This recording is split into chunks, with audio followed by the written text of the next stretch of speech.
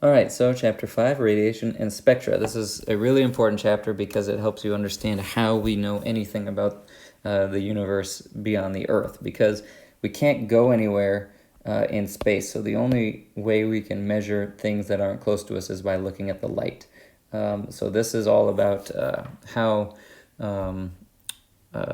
we use this radiation and spectra to analyze what something is made out of and all this stuff. So talking about the behavior of light here, we're going to talk about the electromagnetic spectrum, how spectroscopy is used in astronomy, what's the structure of the atom, how spectral lines are formed, and this thing called the Doppler effect.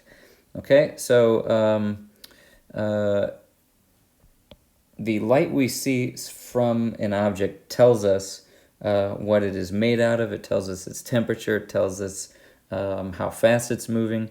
It tells us all kinds of stuff. So when we say light and other radiation, the important thing here is that radiation just means something that is emitted by something. So you might think of radiation as something that's bad for you or is dangerous or whatever, but cell phone signals are radiation, microwaves emit radiation, light bulbs emit radiation, your TV screen's emitting radiation. Anything that is transmitted out of an object is radiation. It could be photons, it could be particles, it could be neutrons or protons or beta particles or alpha particles or whatever. And they have varying differences in terms of safety or effects or whatever. But light waves are a form of radiation, okay? Maxwell is this famous guy who came up with the theory of electricity and magnetism. And you can read about this here. It's kind of interesting. But basically the idea is that here's a frog ribbiting, and you can see there's these waves emanating out from him on the water. So the idea with light is it's a similar thing. Instead of a frog vibrating and emitting a wave, an electron, when it vibrates, it emits light. It emits light waves. And that's the idea, is that anything that vibrates is going to emit radiation. So ultimately, when an electron starts jiggling in an atom, it will radiate a certain amount of energy, and it will emit a color of light. And the energy of the oscillation is equal to the energy of the light. And then the energy of the oscillation is related to the structure of the atom. So by measuring the light, we can learn about the electron, and by learning the electron, we can learn what atom it's in, and by learning what atom the electron was in, we can learn what the thing is made out of, what element that emitted the light. Okay, so there's these ideas here. We imagine light as a wave, and a wave, just like in a wave pool or the ocean or whatever, it's got a crest, it's got a trough, and the separation between the crest and the trough is called the wavelength. Okay, and so when we talk about wavelengths of light, we're talking about the separation between the crests, okay, the pulses that we see. Okay, the frequency is basically how, this would be a higher frequency wave. This would be a lower frequency wave, okay? So frequency is how quickly the pulses happen.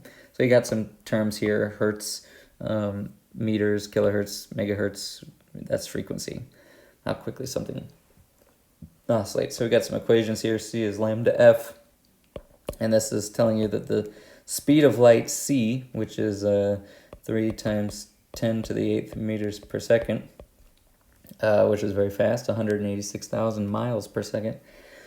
The speed of light is constant, and if you increase the wavelength of light, you've got to decrease the frequency. Okay, so that's what this is telling you.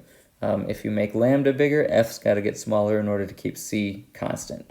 And the wavelength of light is, it makes sense. If you make the wavelength longer, you're going to make a slower frequency. If you make the wavelength shorter, you're going to have a higher frequency. Okay, so that's how those numbers work. You make lambda smaller, f goes up. You make the lambda bigger, f goes down. All right, so you don't have to do that. Light as a photon. So when we think of the atom, you can think of a proton and a neutron in an atom with an electron orbiting around it if you want.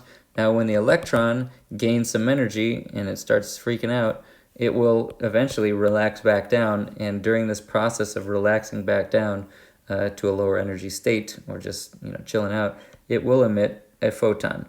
And the photon is going to have a certain color, and this photon is the fundamental unit of the electric field or electromagnetism. So all the light from your flashlight, all the Wi-Fi signals that you're getting on your phone, all the cellular signals, anytime you use a remote control, you're emitting photons, you're dealing with photons. And the engineering is the engineering of the electrons in order to emit the frequencies that you want. Okay, so propagation of light.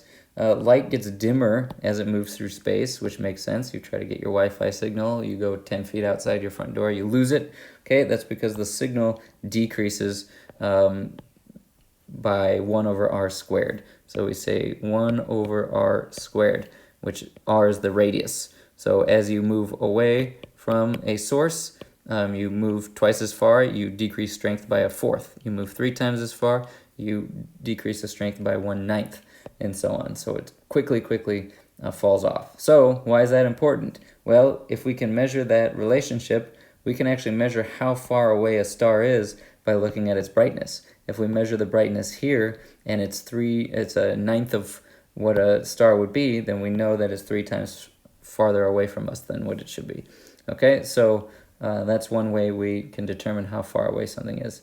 So I recommend going through that, thinking about it. Okay, the electromagnetic spectrum. This is really important. Make sure you understand this. Visible light is what our eyes can see. This light is the rainbow. When you see the sun rainbow on a rainy day, what you're seeing is the visible spectrum of the sun being split out into a prism. There is ultraviolet on the other side of the purple. There's infrared on the other side of the infrared on the rainbow. But our eyes can only see that very narrow width of light from about 300 nanometers. Well, I could say about 400 nanometers to 700 nanometers. And when I'm saying that nanometers, what I mean is the wavelength here. The distance between the peaks is either 400 nanometers or it could be up to 700 nanometers. And those peaks, when those hit our eyeball, if our eyes hear our retina, tick, tick, tick, tick, tick, tick, it's tuned to measure those pulses. When we see those pulses hit our eye, that jiggles your retinas, the rods and cones in the right way, the electrons there, and then your brain sees that. But there's UV radiation, there's X-ray radiation, there's gamma radiation, there's infrared, there's microwave, there's radio. So when you're listening to radio in your car, when you're microwaving your food, when you're controlling your TV remote, when you're getting a tan, when you're looking through your body, when you're cutting a tumor out of your brain, okay, all of that are different energy photons. That's it. Same thing. Everything's the same. Everything in this universe basically is electrons scattering off photons and vice versa. And so by engineering how we generate these photons and electrons, we can do a lot of cool stuff. Now, what's really interesting is our atmosphere kills almost everything except this radio window. So water only allows through visible light. So when you're wondering, why do we see visible light and not this other wavelengths, it's because we evolved out of the ocean, out of the water, and eyes first developed in the water. And the whole planet's covered in water. So if you want to see a fish, you can't see a fish if you're looking to see the UV light that's coming off the fish. You won't see the fish if you're trying to measure deep infrared coming off the fish, which it will emit. You'll only see the fish if your eyes can see visible light. And you may know that some bees can see UV, some snakes can see infrared. It all has to do with their habitat and where they evolved. Okay, so all the different types of radiation I just went through. You can read about this: visible light, infrared, microwave, radio waves, all the different types. These are the wavelengths here. These are the temperatures an object has to be in order to emit these. So that's 10 million degrees here for something to emit X-rays. Almost a billion degrees for gamma rays to come off of it. This is an important thing because when we look at the color coming from a star, we can actually get the temperature that the star is. Okay, for something to emit visible light, like the sun, you're about 1,000 to 10,000 degrees Kelvin for it to glow in visible light. So if you look at a light bulb and it's glowing, then it's got to be about there. Infrared remote, 10 degrees Kelvin. So when you zap those electrons, it doesn't have to be very hot in order to do that. Same thing with microwaves and radio waves. Okay, so radiation and temperature. There's a thing called a black body. You got to understand what a black body is. A black body is an ideal black body. That's it. An ideal, just it's like a you can think of it as a bowling ball or something. Let's see. So another way to think about this is how they used to do it. Imagine, because physicists are bored all the time. Okay, imagine you took a chunk of steel and you drilled out a hole into the steel. Okay, and the steel, that hole is black. Okay, you can't see anything because it's not emitting any light, so it's a perfect black body. And then you put a torch in the back and you start heating up the environment, and you're heating it up and heating it up and heating it up, and suddenly you're going to start to see it's going to start emitting light, and it's going to emit this light coming out, and it's going to shift. It's going to go from it's going to start emitting a glowing sort of red color, and then as it gets hotter, it's going to start emitting a blue color, and then eventually it'll start emitting, somewhere in between there will be more of a white color, and then eventually not a purple color, but anyway, UV light will start coming out of it. And so physicists were trying to explain the relationship between the temperature that they were measuring and the color of the light that was coming out of the black body, okay? And that has to do with the radiation of the things. In order to explain it, they had to invent the electron, the Planck's constant. They had to invent the idea that it was the foundation of quantum mechanics, basically, that each of these electrons is quantized. So anyway, what you see, the light coming out of this black body, which again, a star is basically a black body. What you see is that this is the intensity of the light emitted as a function of wavelength. And this is the temperature of the star. So this is a 5,000 degree star right here. 5,500 degree star is going to have peak emission in the visible light. So our sun is about 5,500 Kelvin. So its peak is about here, which is why it looks almost white, because it's emitting a red, green, blue, everything in the visible spectrum peak. And when you combine all colors, you get white light. Okay, but if the star was a little colder, right, what ends up happening is the star ends up looking redder and redder and redder. Okay, so there's a very strong relationship between the color of light, the wavelength, radio, infrared, down to ultraviolet, UV, and that is called Planck's law. The relationship between this peak value, so there's a dotted line here that's trying to connect the peaks here, peak there, peak here, peak here, peak here. The connection between those peaks, and as the star gets higher, or the black body gets a higher temperature, the peak starts shifting left and left and left in wavelength. That's called Wien's law, and the peak wavelength is just 3 million, this constant, divided by the temperature.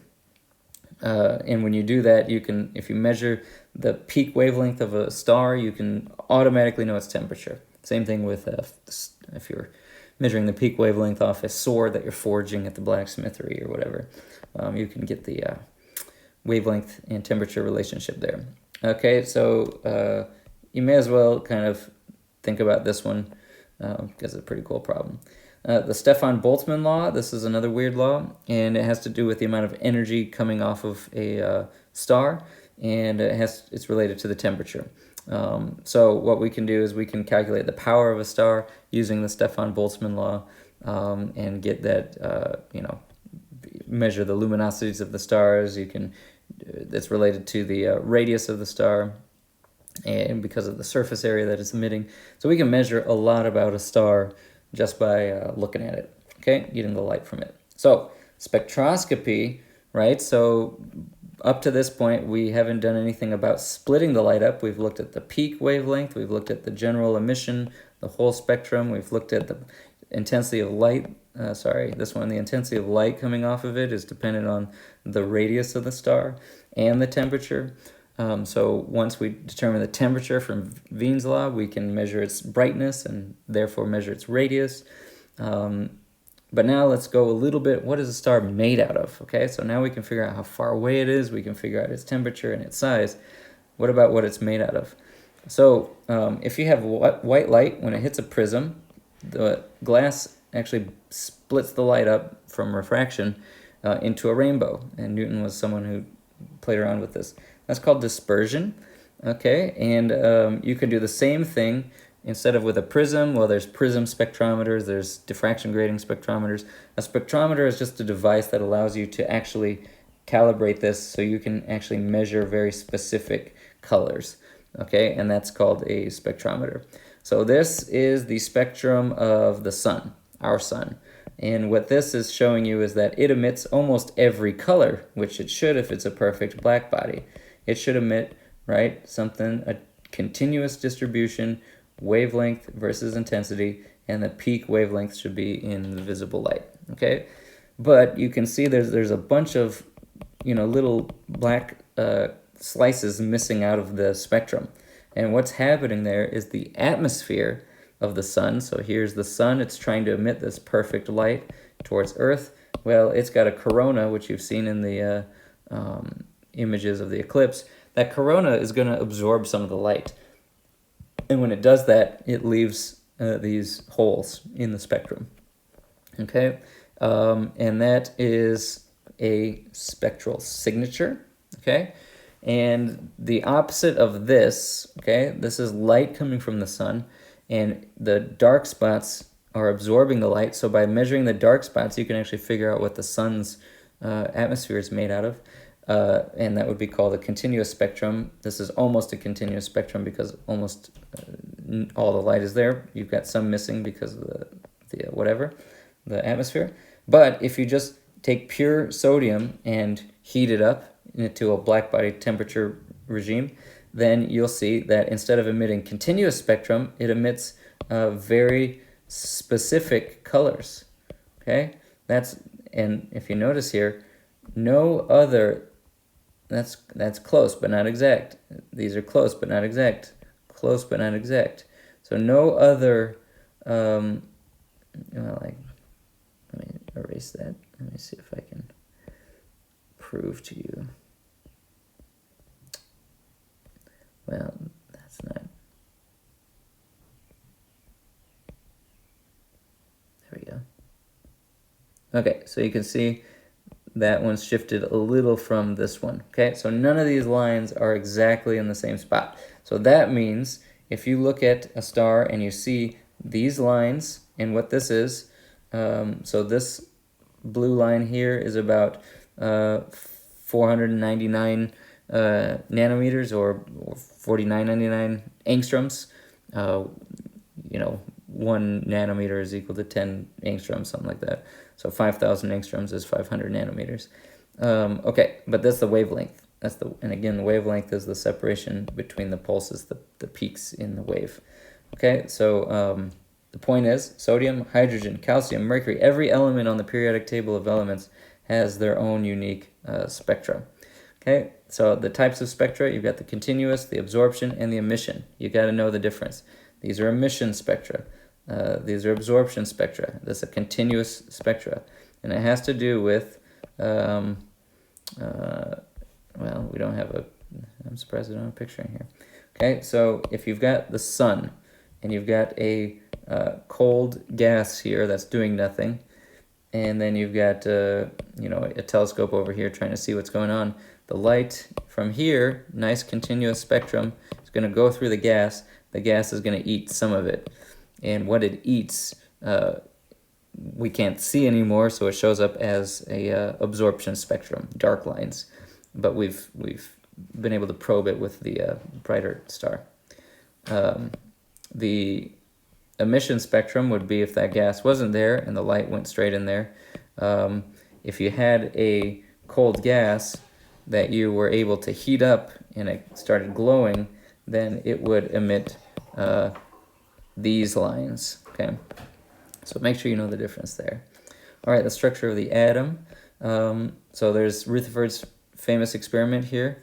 Rutherford shot his beam of alpha particles towards a gold foil, and he expected them to just kind of go through the foil and leave marks along the perimeter. But what they saw is that occasionally one of these alpha particles, which is like a proton, hit here and bounced all the way back, and ricocheted off the gold foil. And he said it was like shooting a cannonball at tissue paper and having it bounce back. That's how surprised they were. And that's when they realized, because prior to that, there was just electrons and protons.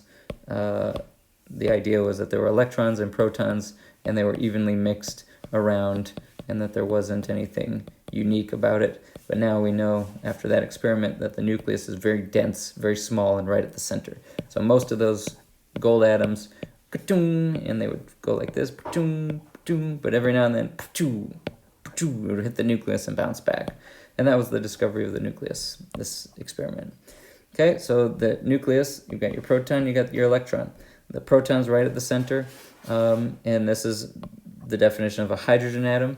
And again, if you imagine Kinnick Stadium, and you imagine the 50-yard line, and you put a P at the 50-yard line, the electrons would be orbiting out in the stands, in the bleachers. So that's how large the atom is compared to the nucleus. We've got, here's a helium atom. So the hydrogen atom is 1. It's got 1 proton. The helium atom is 2 on the periodic table, the second element, and it has 2 protons. Also has either 2 neutrons. It could have 1 neutron. It could have 3 neutrons. Hydrogen, there's different isotopes. You take the proton. If you add a neutron to it, you get deuterium. If you add 2 neutrons to the atom, you get tritium. This would be called heavy water, if you're into the history of nuclear reactors. And pretty cool. Okay, so the Bohr atom, there's some history here. The thing with the Bohr atom, we don't have to spend a lot of time on it, but he said that basically you imagine the proton here, and then you've got the electrons, and then you could actually calculate as the electrons jumped from one energy level to another, and this here tells you that the energy between jumps in the electron is equal to the frequency of light that it emits, okay? And so that's how we get the color of light, and we can predict the colors of light coming from the atom, okay? And there's Niels Bohr and Max Planck, who basically came up with the foundations of quantum mechanics. It says energy is quantized, and the energy of a photon has to come in these discrete packets of h, and h is this number right here, and you can't have anything not in one of these fundamental units. So you can't have 1.5 electrons of energy. You have to have exactly that much, and that's what quantum mechanics, and why it's called quantum mechanics, is because it's quantized in these units. You can't have 2.5 of these, okay? You have to have 2 or 3 or 4. All right, so the hydrogen spectrum, you can predict the color of light coming off the hydrogen atom. If you imagine the electrons can gain energy and jump into higher energy levels, and as the electrons jump up to another energy level, they can jump back down, and when they do that, they emit a photon of an energy that's equal to this gap, this energy gap. So I like to think about the electrons as kind of hanging out, and then they get energized, and then they go back down, and as they go back down to energy levels, they have to emit a photon that's equal to the change in energy. All right, so what is all this about? The whole point is that we can predict the energy, the color of light coming from the hydrogen atom. And so you've got the Lyman series, the Balmer series, the Paschen series, and the Brackett series. And if I go back up to here, to the picture of the emissions, here's your hydrogen line. So what all this about that I'm talking about is trying to predict this purple line, this blue line, this turquoise line, this red line at these exact wavelengths. Trying to predict those, and calculate what those values must be, and the separations, and why there's only 4 of them, right? And so that's what Niels Bohr and the Bohr atom is trying to do, is calculate what each of those are be. And the foundation of quantum mechanics is trying to calculate what these are for every atom.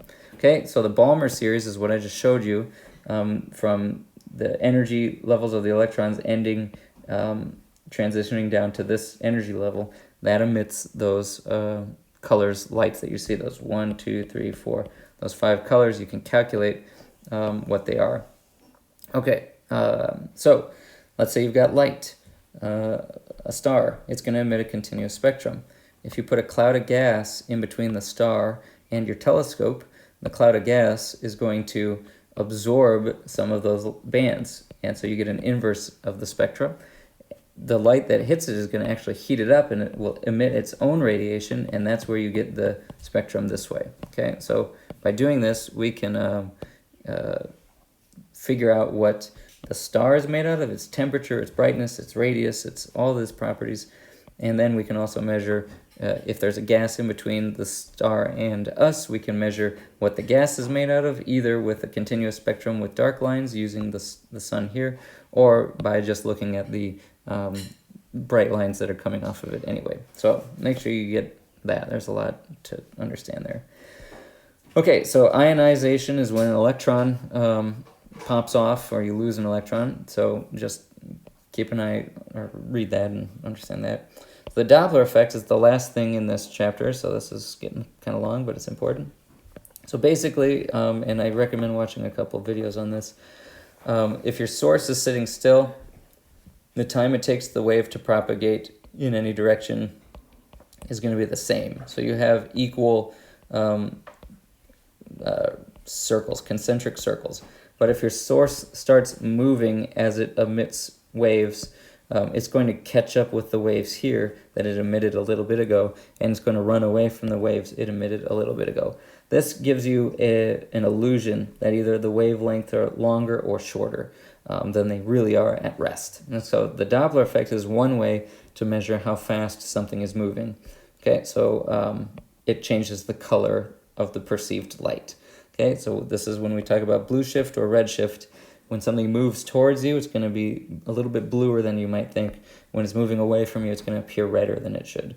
Okay, and so we'll talk about that in a little more detail in class, but you can look at some good animations of that to understand what's going on. Okay, so summary. Light is a particle that oscillates, that has a wavelength and a frequency. The electromagnetic spectrum includes the visible light you see, but also the Wi-Fi signals that you use to communicate, and microwave signals that you use to cook your food, and the x-rays you use to see your bones and all that stuff. Spectroscopy can be used to look at what the source of light is made out of. The structure of the atom is made of protons with electrons. The electrons, when they absorb radiation, emit that radiation back out, and we can measure what the atom is by doing that. Spectral lines are formed when either a black body is heated high enough, there's a cloud of gas either in between or off to the side, and we can measure the light emitted. And then all of these lines get shifted around when things move around because of the Doppler effect. Okay, bye.